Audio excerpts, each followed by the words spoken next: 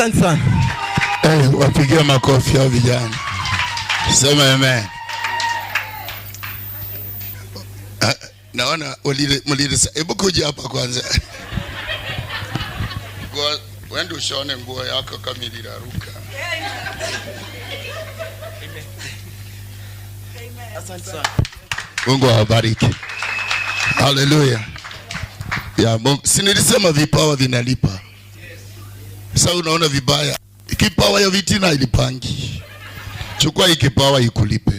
Hata kabla Mungu akulipe kuna mtu atakulipa.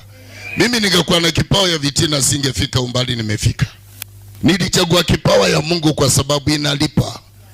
Hii ni talent yao. Yangu ni ya kiunabii. Sema amen. Haleluya. Na uponyaji sasa umeona vibaya.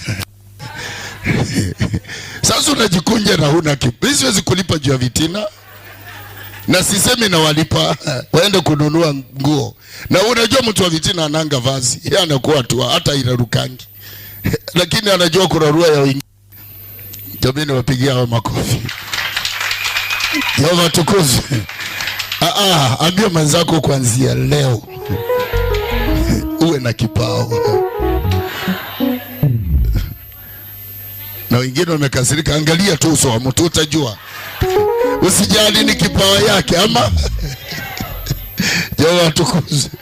Ni kipawa yake. Kila mtu analipwa kulingana na vile anavyofanya kazi. Unajua ukifanya kazi na roho moja, hata kuna mtu anaweza toka shimoni akafufuka na akakwambia asante.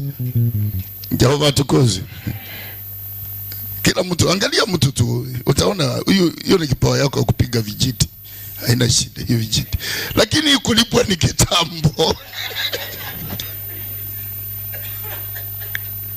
Haleluya.